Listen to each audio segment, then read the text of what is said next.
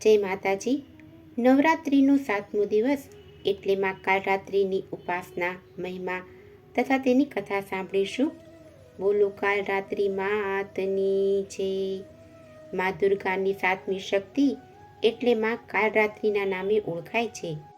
મહાકાળી જેવું ભયંકર રૂપ ધરાવતા માં કાલરાત્રિના દેહનો રંગ ગાઢ અંધકારની જેમ કાળો છે. માથાના વાળ વિખરાયેલા લગર વગર છે.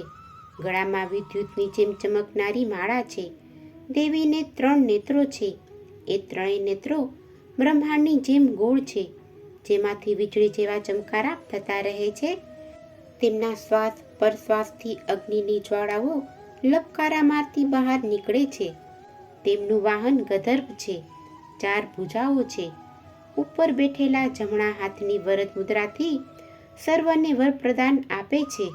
જમણી બાજુનો ઉપરનો હાથ અભય મુદ્રામાં છે. ડાબી બાજુનો ઉપરવાળા હાથમાં લોખંડનો કાંટો તથા નીચેવાળા હાથમાં ખડગ શોભાયમાન છે. માં કાલરાત્રિનું સ્વરૂપ જોવામાં અત્યંત ભયાનક છે, પણ એ ભક્તોને હંમેશા શુભ ફળ આપનારા જ છે. આ કારણે એમનું એક નામ શુભ પણ છે. માટે તેમનાથી કોઈ પણ રીતે ભયભીત થવાની આવશ્યકતા નથી. જ્યારે ભક્તો આસુરી શક્તિથી ત્રસ્ત હોય ત્યારે તેમની વહારે આવી એમનું અસલ વિકરાળ સ્વરૂપ ધારણ કરી ભક્તોની હંમેશા રક્ષા કરતા આવ્યા છે. આ બાબતની વિસ્તૃત માહિતી આપણને દુર્ગા સપ્તશતીના 5મા અધ્યાય, 6ઠા અધ્યાય અને 7મા અધ્યાયમાંથી મળી આવે છે.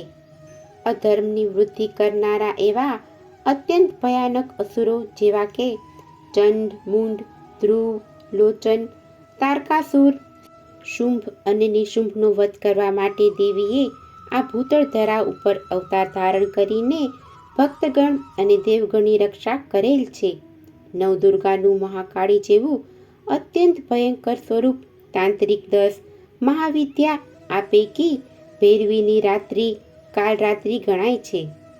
માં કાલરાત્રિ ભદ્રકાળીમાં, કાલીમાં, મહાકાલી, ભૈરવી, મૃત્યુ, રુદ્રાણી, ચામુંડા, દુર્ગા અને ચંડી એ તેના જગપ્રસિદ્ધ નામો છે. દુર્ગા પૂજાના 7મા દિવસે માં કાલરાત્રિની ઉપાસનાનું વિધાન છે. આ દિવસે ઉપાસના કરવાથી, ભગવતી કાલરાત્રિનું ધ્યાન કરવાથી ભાનુચક્ર જાગૃત થાય છે. તેમના માટે બ્રહ્માંડની દરેક સિદ્ધિઓના દ્વાર ઉઘડવા માંડે છે. આ ચક્રમાં સ્થિત સાધકનું મન સંપૂર્ણ માં કાલરાત્રિના સ્વરૂપમાં અવસ્થિત રહે છે. તેમના સાક્ષાત્કારથી મળનારા પુણ્યનો તે ભાગીદાર બની જાય છે. તેમના સમસ્ત પાપો, વિઘ્નો નાશ થઈ જાય છે અને અક્ષય પુણ્યફળની પ્રાપ્તિ થાય છે. માતાજીને પ્રસન્ન કરવા માટે જાતકોએ પૂજા કરતી વખતે સફેદ, લાલ કે વાદળી રંગના વસ્ત્ર પહેરવા જોઈએ.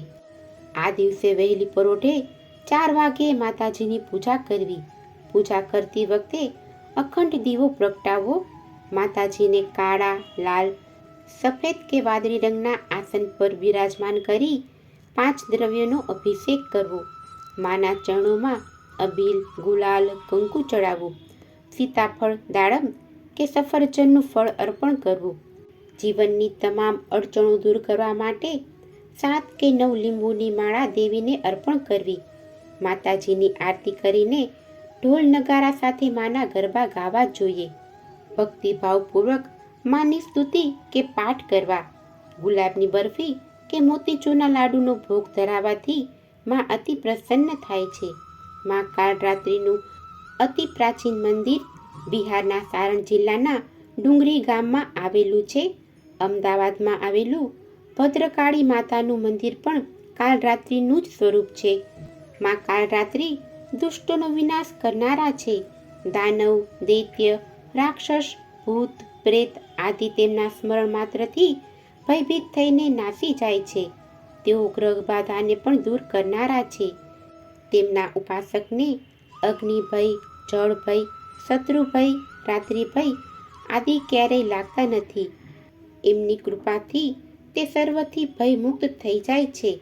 7મા નોરતે દેવીને ગોળનો ભોગ ધરાવવો જોઈએ અને ત્યારબાદ તેનું દાન કરવું. ગોળનો ભોગ ધરાવવાથી વ્યક્તિના સમસ્ત શોક દૂર થાય છે. આવો આપણે સૌ આ નવરાત્રિના પાવન પર્વે માતાજીની આરાધના કરીને પાવન થઈએ. જય ભદ્રકાળી માં.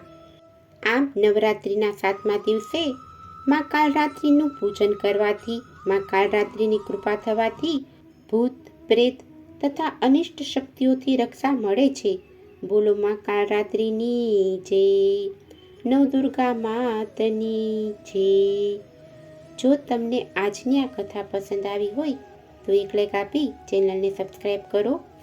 આજની આ કથા સાંભળવા બદલ આપનો ખૂબ ખૂબ આભાર. જય માતાજી.